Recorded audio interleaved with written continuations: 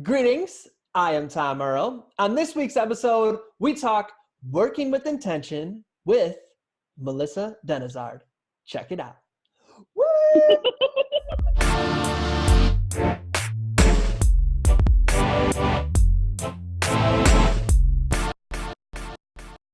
Greetings, I am Tom Earl, and this is my year of adventure. We know you could be anywhere, so the fact that you are here today sharing your greatest gifts, your time and energy, means the world to me.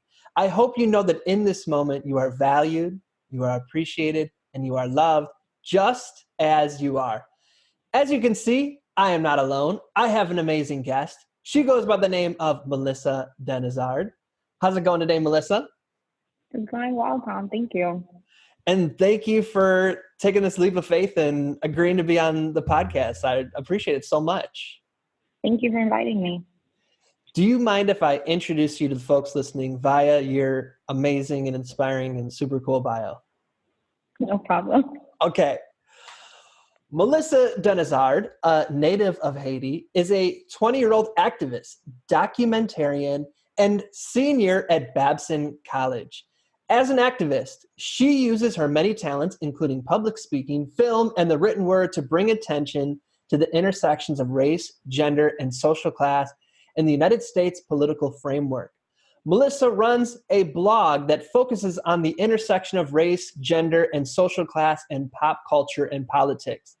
In 2018, her YouTube video, Unbraid with Me, Is Hair Political?, was featured on Brut Media and Refinery29. Later that year, her blog post, Don't Tell Me to Smile, a commentary on harassment in the service industry, was adapted into a TEDx talk for TEDxTarrytown. As an alumni of the Young People for Fellowship, Melissa had the opportunity to expand upon her technological social venture Voice, which is an online platform that aims to make digital organizing more equitable, efficient, and sufficient for contemporary activists. Partnered with Babson College, Melissa is also currently creating an initiative that will aim to help Flint, Michigan's entrepreneurs cultivate entrepreneurial skills to build wealth that will accumulate to help the city eventually emerge out of both the Flint water crisis and decades of poverty. Melissa, you were like a rock star. Holy smokes. Thank you. So I always like to start the interview like this. Your bio, and all our minds were like, when I grow up, I want to be Melissa. You're doing amazing things. And Thank you. The bio doesn't really tell us like who you are if we were your friend. So if you could finish this prompt for me, if you really knew me, you'd know that what? If you really knew me, you'd know that I love Beyonce with my whole heart. And I guess if you really, really know me, you know that when I'm sad, the best way to cheer me up is to play Beyonce's Super Bowl performance, the first one. And there's a certain part where she starts to dance to her song End of Time. And that's when I will automatically cheer up and start dancing along. Oh, well, the people listening right now are going to think that I set this up because I always say it's a successful podcast when we mention Beyonce, and we're like 5 minutes in, so we're off to a good start here. Yeah, she's my favorite. What is it about Beyonce? Because there's a lot of people who say Beyonce just to sound cool. Like I kind of feel like that's what people are doing with like Lizzo now. Oh, I mentioned Lizzo, I'm cool. But like really, what is it about Beyonce for you that speaks to you? It's everything, honestly. This is actually so funny because whenever I do like interviews, if there's ever a question like if there's anybody you would want to be or emulate, who would that be? I always say Beyonce, because I think that if you only look at Beyonce as just an entertainer or performer, like you're missing out on so much that she has to offer. Beyonce is such a great leader, such a great leader in the sense that she is able to bring people together and communicate her vision to them and have them have the same amount of stake in that vision. And for me, one of my lifelong goals is to work for Beyonce, because I think that before she leaves this earth, I need to learn from her, because there's just so much wealth of information that she holds and is able to, manifest into so many great things. And so to me, Beyonce is not just an entertainer, not just a performer, but she's just an amazing woman who's done so much in her career. I love that. I love that.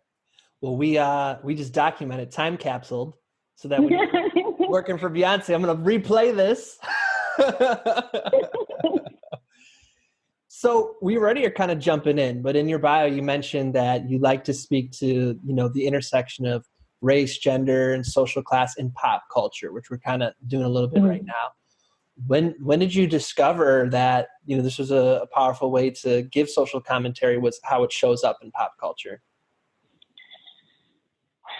I guess it wasn't something that, I woke up one day and I was just like, yeah, this is it. I think it just manifested in terms of how, and because I'm a young person, because I'm always consuming pop culture, but it's also I'm either consuming it or I'm shaping it. Just the way that I would talk about it with my friends and the people around me, like it would always come up. So talking about, I'm trying to think of a pop culture moment right now.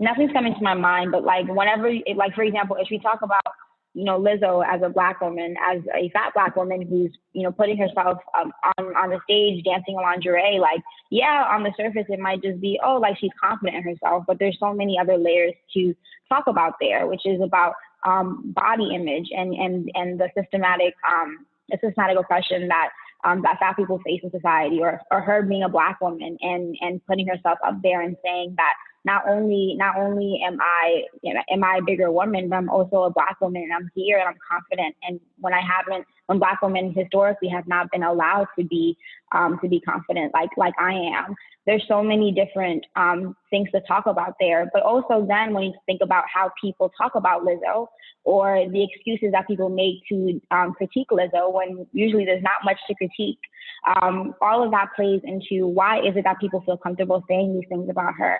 Why is it that people feel comfortable placing her in a box when if it came to a skinnier person or a non-Black person, they wouldn't be put under the same scrutiny? So when I think about pop culture, I think there's a very cool central meeting place that everyone's able to come into and just talk. And it creates this really cool platform where you're able to place a lot more nuanced political topics on there. So I think pop culture, I think on the surface, it can be trivialized, but I think it's very democratic in the way that it allows people to come in and not necessarily be an expert, but be able to talk about the most simplest things, and how that creates an avenue to then talk about the politics that's shaping how we consume the things that we're consuming. I love that. When you're saying talk about, in my mind, I'm thinking us talking about it on social media. When you say us talk about, what are you thinking of? So yes, you can talk about it on social media, and I think that's where a lot of people tend to get their political news nowadays. And I think in a way, when we talk about social media, it's been a great way of democratizing information and making sure that everyone has access to it, and that everyone's able to get their voice out there. But for me, and this is something I've been doing lately, I've been throwing these events where I merge pop culture and political theory together, more so to compel young people my age to start studying political theory.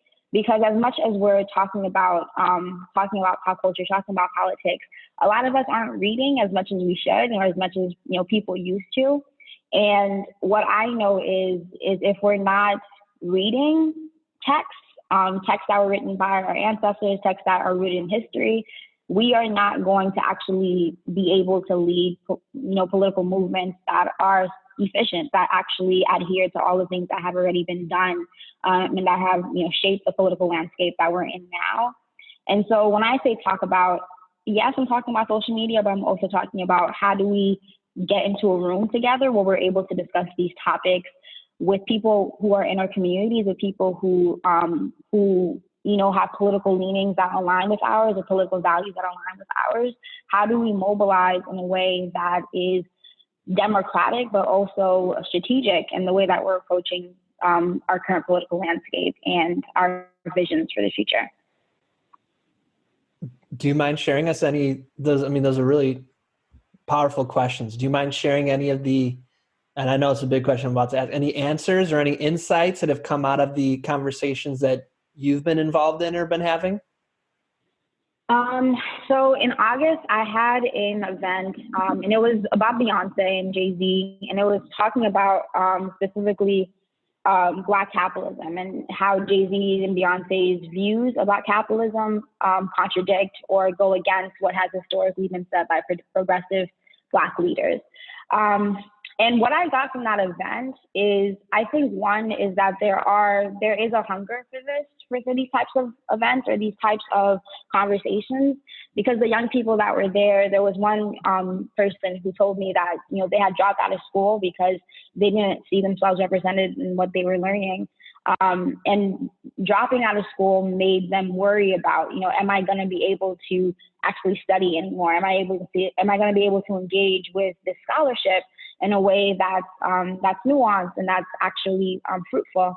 And coming to an event where there were young people there who were interested in this stuff, and there was actually an agenda that adhered to all of these different scholarships, specifically within the Black Latinx tradition. They said that it gave them hope and encouragement to continue studying and to continue seeking information that represented them in a way. I also think too that another person, they said to me how happy they were to be in a room full of people who look like them and people who have the same values as them, talking about what a better future looks like. And so I think what I've gotten from the events that I've hosted, and I just hosted another one in Boston just last week, what I've gotten is that, there is a hunger for this information. And I think a lot of times we tend to, am I allowed to curse? Curse away. Okay. I think a lot of times we shit on young people and we say that we're not doing the work or we're not interested. But I think the problem is that a lot of the institutions that we rely upon have failed us. Academia has failed a lot of young people, specifically young people who are Black and people of color. We don't see ourselves represented in the things that we're learning. What we're learning is not compelling, it's not engaging, and it's also not accessible for most people. And so if we really want people to learn, if we really want people to engage with the work that's important to engage with, I think we have to be willing to innovate how we're delivering that information. And for me, pop culture is a great way to do that, because again, it creates a very central meeting point where almost anyone can jump into the conversation, and then from there be willing to discuss more nuanced, more high level concepts. So this is one thing that I love, and is maybe a implicit bias that's coming up for me, is most of your bio was talking about digital media and digital communication. And now we're mostly talking about in-person communication. Mm-hmm. I think there's this generalization, especially about young people, of most communication is happening through digital communication. What do you think is another misconception, implicit bias, stereotype that people are getting wrong about young people? I think one of them has to do with the fact that we are not, how do I explain this? I think a bias is that, that we're just angry, and that, because we're dissatisfied with the current political landscape and we're demanding, and a lot of times it's usually basic human needs, because we're doing that, that means that we're angry, that we're ungrateful.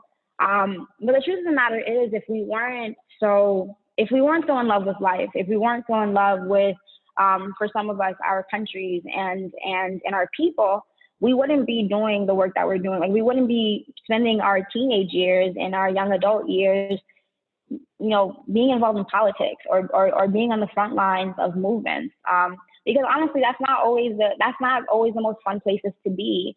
I've found, being that I've made a lifelong commitment to social justice, I have to find joy in the spaces that I'm in. But, a lot of times I look at other people and envy them, just like I wish I could not care so much about politics, because it is a very daunting place to be sometimes. But I think the misconception that a lot of people get is that we're just angry and that's it, that we're not three-dimensional people who are scared, who are very vulnerable, putting ourselves in the front lines like this. And so, yeah, I think the misconception is that we don't care about our countries, we don't care about our people, we don't care about the state of the planet, when in reality, the reason why we're doing this work in the first place, a lot of us, is because our survival literally depends on it. And so if we didn't love life, if we didn't love the people around us, there would be no point in putting ourselves in those positions. So yeah, I think that's a very big misconception. If I think if this was like live and there was a room, you would have heard a lot of snaps.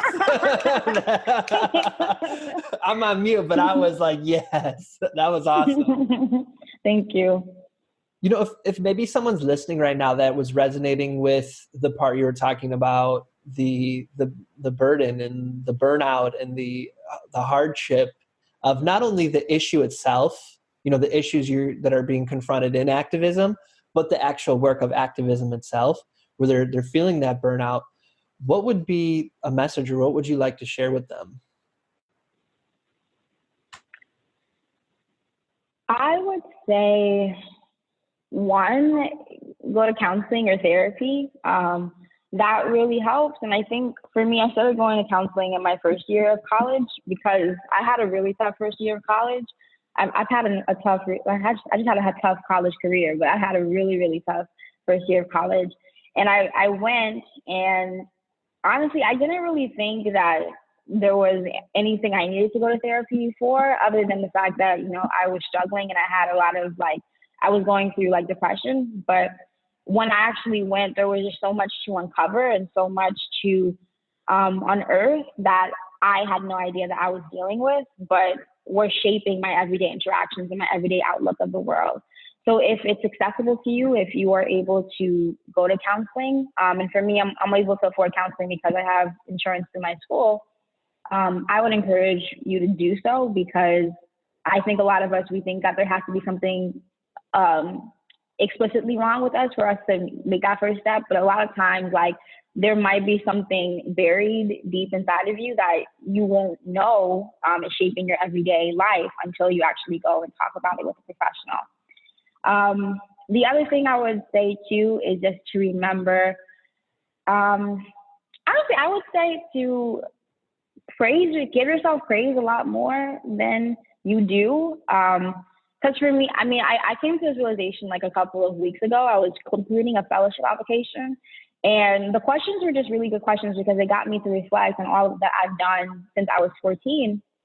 And I was like, oh shit, I've done a lot. And I was like, wow, I spent so much time from 14 to 20, just shitting on all the things that I've done, that I didn't take the time to actually understand that I've done so much, and all the things that I've done have adhered to my values, and that I'm actually making a dent in my corner of the world.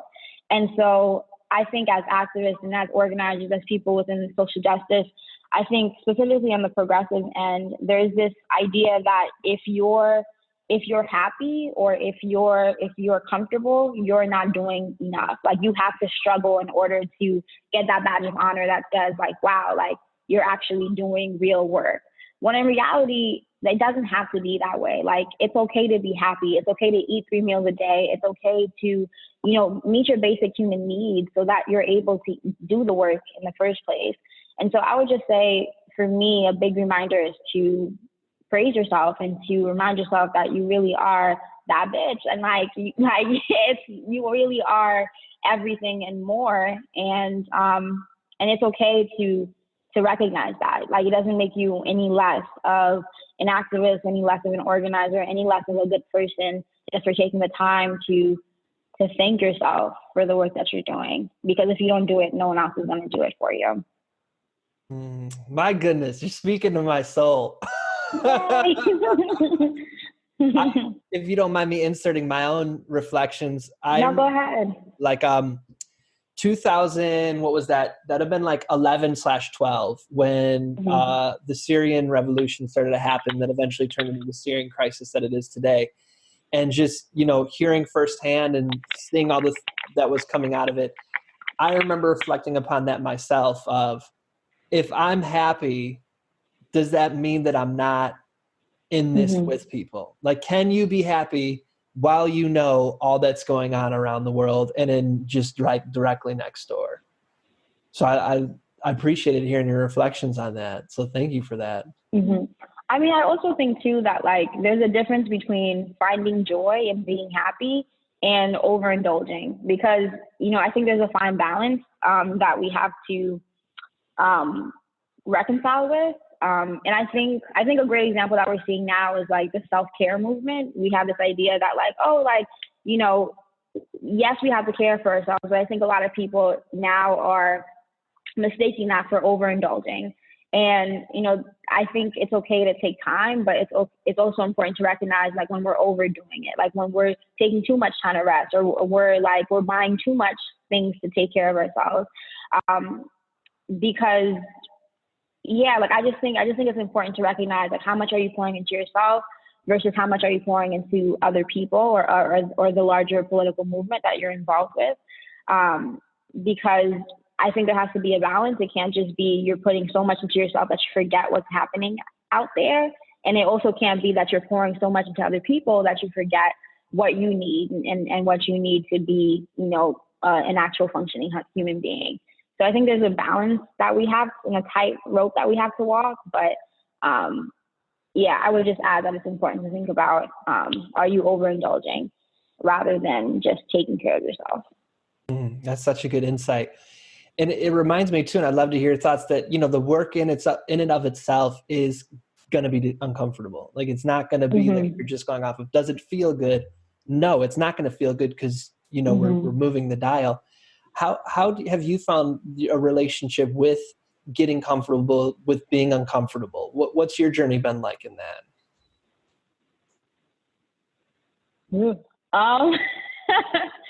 Okay, well, this is actually a conversation I'm having now with my counselor about boundaries, because I think boundaries are helpful and setting boundaries are helpful. But then I think with boundaries, there's also this expectation that people will respect those boundaries on the first try. So if I just tell you, I'm not in the mood to talk right now, in my head, it's like, I'm expecting that your reaction is going to be like, oh, okay, I understand. But what I realized is that I think boundaries, again, they don't exist they don't exist within a silo. Like, for me, being a Black woman setting boundaries, a lot of times I get reactions that although they don't explicitly come out this way, how I perceive them, it's usually like, how dare you ask for space, or how dare you ask for more than I'm giving you? How dare you, say no? And so for me, learning how to be comfortable with discomfort, it's difficult. But at the same time, there's like this sense of familiarity that I have with it, because honestly, as a Black woman, my whole life, I've had to deal with discomfort. So, and people also not respecting my need for comfort. So I want to say that I'm still learning, because I don't know precisely. I think, I don't know. I don't have the answer for that yet, but I am talking to my counselor about it. And we're trying to find a way to cope with, how do I navigate this world where I know that there are plenty of moments where I'm never going to be comfortable. But how do I set boundaries and make sure that people uphold those boundaries so that I can be as comfortable as I can be? So for right now, I don't have an answer, but I'm trying to find one. Well, I wasn't looking for I don't know if there is an answer, more just your reflection, which you did an amazing job sharing. So I appreciate that. Thank you.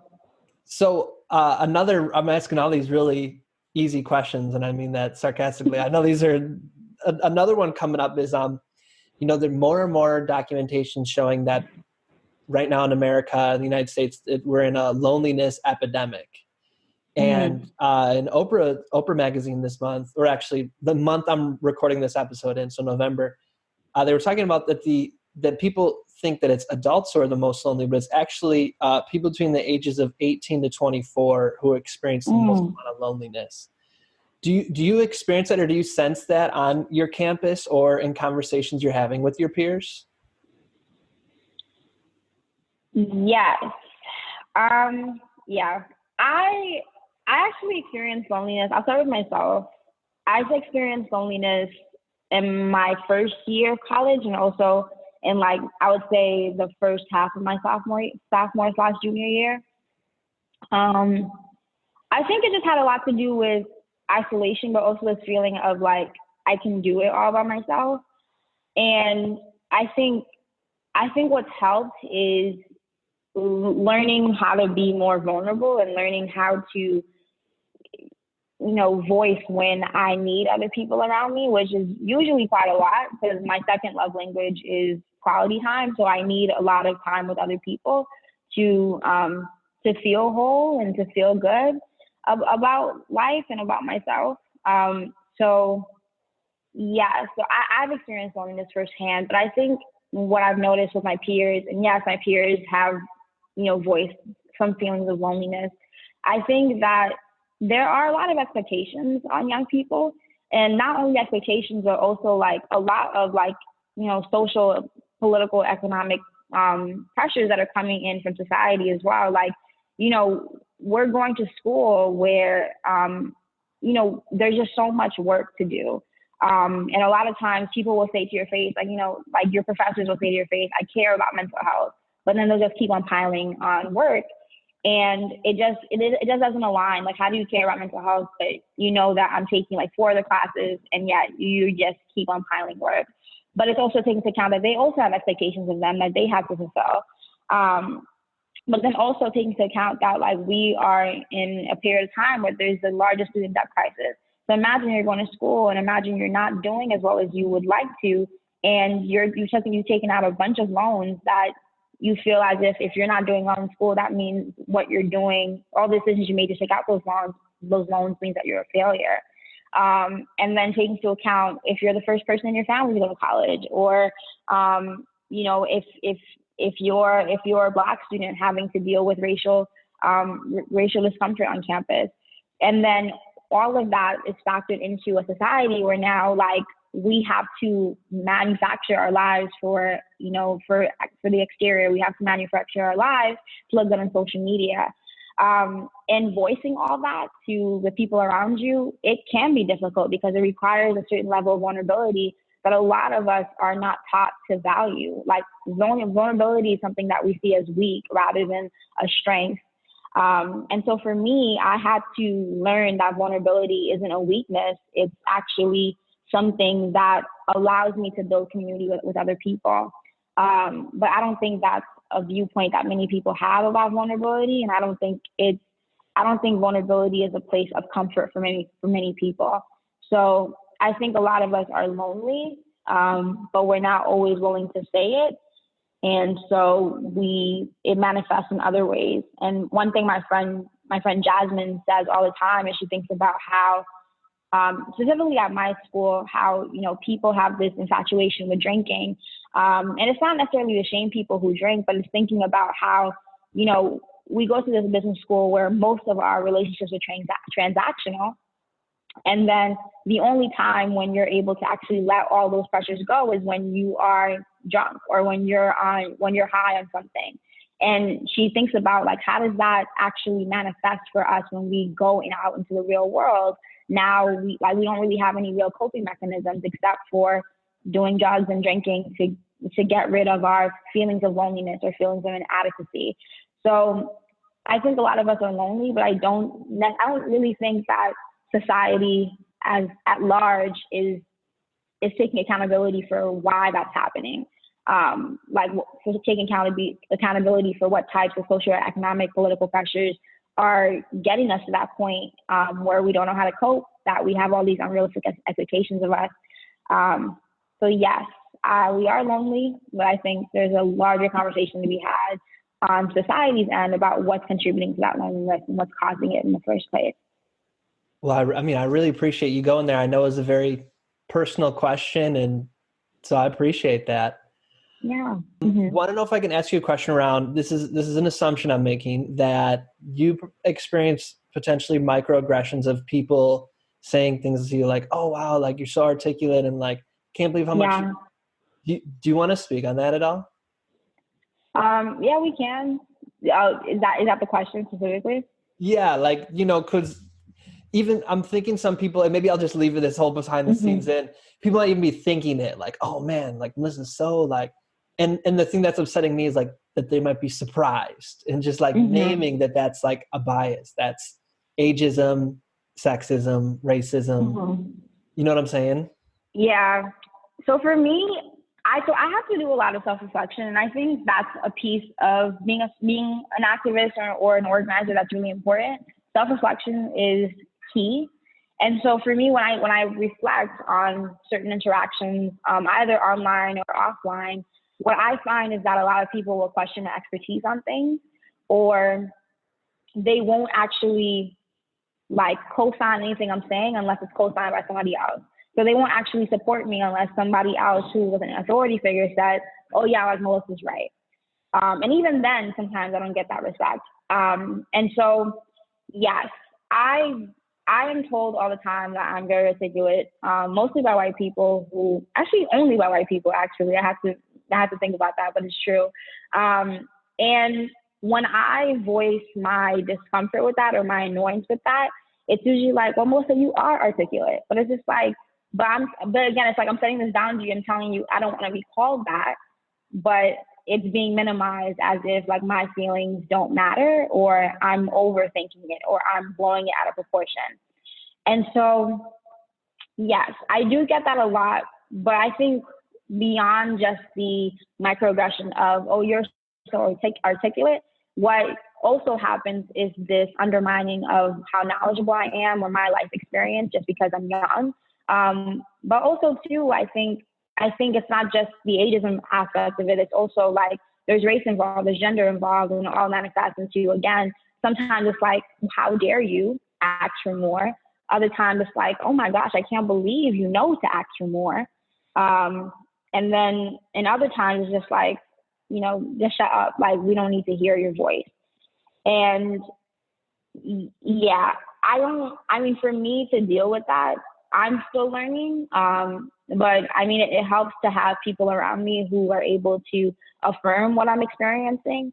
And it also helps too to have access to a professional counselor who can help me develop mechanisms for navigating through those microaggressions. A lot of times macroaggressions as well. So, I mean, yeah, it's happening. Well, one thing that's tough, or like for me that I realize as a white person, is like, for a lot of people listening, might be a learning experience. Like, oh wow, now I'm realizing, yeah, that is a bias or a microaggression that my mind was thinking. It's like, as white people, as men, as straight people, et cetera, like our aha comes at the expense of the person who experienced our bias.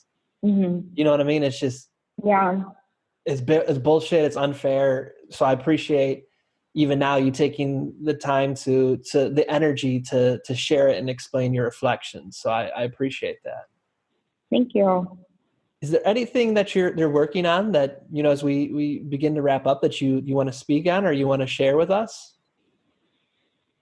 Yeah. So to be honest, I have a hard time talking about the work that I'm doing just because I don't know. I think growing up, there was a lot of pressure on me to just never voice my success. And so I've internalized that growing up, where like now I just don't feel comfortable talking about stuff. And I'm not comfortable with praise. Like earlier when you were reading my bio, I was just like, oh yeah. Yeah, so right now I'm in my senior year of college, and thank God, I'm in my senior year of college, and I am applying for fellowships and applying for post-undergraduate stuff to do. Honestly, my dream, I just applied to a fellowship, and my dream is that I will receive funding to take a break from school and from life. I mean, there's just so much out there in terms of like opportunities. That's really, really cool. And I would just recommend for anybody who's looking for post stuff or like that's in the gap in their lives, ProFellow is a really good website to look up because they have like just a list of fellowships that are out there for a bunch of different disciplines. And it's really incredible to see like how much money is out there and how much people are willing to fund. I mean, I don't know if there's no guarantee that we'll get it, those opportunities, but it doesn't hurt to try. So what I'm working on right now. So right now I'm working on just trying to find something to do once school is over, and trying to make sure that this degree was worth it. In terms of like projects I'm working on right now, I am currently in the midst of releasing my documentary on Flint, Michigan that I filmed last year, November. And so I'm hoping to release that on Thanksgiving Day. I'm not sure though if it will actually get released on Thanksgiving Day, but my fingers are really crossed. So that's a tight deadline that I'm on right now. Another thing I'm working on. I think that's, okay. I guess right now I'm working on getting sponsorships for some of the events, for the pop cultural and political theory events that I've been throwing. I've been relying a lot on equity-based pricing, which, takes into account, it would set the ticket price at a much lower price than it's supposed to be set, and then it relies on other people to make donations. But it's not sustainable enough that I would like to rely on it in the long term. So my hope is that I will be able to get long-term sponsorships from a progressive organization. So that's my hope. And my really big dream that I would like to have manifest is I would like to go on a speaking tour and introduce these types of events to different types of communities across the country. But I think that's a longer term vision of mine. And I know earlier in my bio, you mentioned that like I'm working on a program for Flint. But I think if there's actually something I want to speak on that. So that program is not necessarily happening anymore. And I want to share with your audience why it's not happening anymore, because I think it's an important lesson that I learned this year. With that program, it was an idea to like support through the college that I attend, to support the entrepreneur efforts that are happening in Flint, Michigan. But to make that happen, we were working with a community or a community point person to have it come to fruition. But I think what I've learned within this period of time, it's been about a year, is that I think as people, we have this natural inclination to help or to put our resources where we think it's needed. And I think for a lot of people too, who don't necessarily self-identify as activists or organizers, there's this idea that we just have to help and that we're always needed. But a lot of times that's not always true. And I think we have to be willing to listen. And so in this scenario where we were trying to get the program started in Flint, I had to do a lot of listening, and I had to understand that, although initial expectations may be that this sounds like a great idea, because a lot of times our ideas always sound great at first. But I think as we go through the process, especially if we are outsiders to a community, we have to be willing to listen, and we have to be willing to always take a step back when it's necessary. And so in that sense, with this program specifically, I had to take a step back and understand what was being communicated to me. And a lot of what was being communicated to me is just, it's not time yet. And so a lot of times, although you may think a community needs help, and although all the signs point to that community needing help, if it's not time, it's not time, and you can't force something to happen. So I think if anything I'd like your audience to take away today, it's that. It's, sometimes activism, not even sometimes, I think all the time, activism and social justice requires us to self-reflect. And to also always uphold their values. Because if we're not doing that, we're not actually helping at all. We may be causing a lot more harm than we originally intended to do. So yeah, that's a long story of what I'm working on right now. Well, it was absolutely amazing. And I appreciate that, the very honest and vulnerable reflection you just shared at the end that we can all learn from. So thank you for that. Mm-hmm. Where can folks reach out to you to let you know how awesome you are? Anybody listening, I have a fellowship, like anything like that. Where can they reach out to you and share the love? So you can reach out to me through my website. My website is melissadenizard.com, and you can access all my contact information through there. My Instagram is also the same, Melissa Denizard, and yeah, but my website, I would say, is the best place to reach me. You can contact me through there, and you can see my work through there as well. I love that. Show notes today, tomrell.com/Melissa, tomrell.com/MELISSA, tomrell.com/Melissa. Two closing questions for you. This one's just you can just like a fill in the blank type prompt. This is my year of adventure.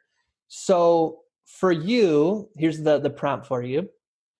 An adventure that I am ready to go on this year is? I don't know yet. I don't know yet. My birthday's coming up on December 4th, which is also Jay-Z's birthday. I just want you to think about that. I'm connected to Beyonce in multiple ways. 4 is also her favorite number. My birthday is coming up December 4th. I'm going to be 21, and I am going to take that day to reflect on what I want this next year to be. But I'm not sure yet. I would honestly say the adventure that I would like to go on is I would like to rest, like actually be intentional about taking time to just be and to rest. And I think that's an adventure in and of itself, just because I'm not used to resting. And so I think there's going to be a lot of really cool things to find out through doing that. So I would say the adventure I'm excited to go on is to rest. I love that. I love that. Last question, and this is our closing ritual, is for you to share an invitation with the audience. So what would you like to invite them to do, to be, to consider, to think about, to evolve into? What is your invitation?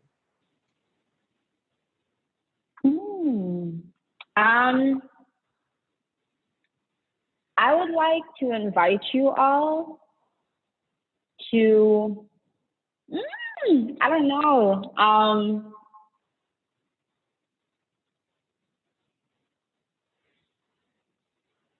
Okay. I would like to invite you all to think about, am I doing enough for the person next to me or the person closest in my life? And if you are doing enough, be okay with that and sit with that and thank yourself for that. And if you're not, ask yourself why.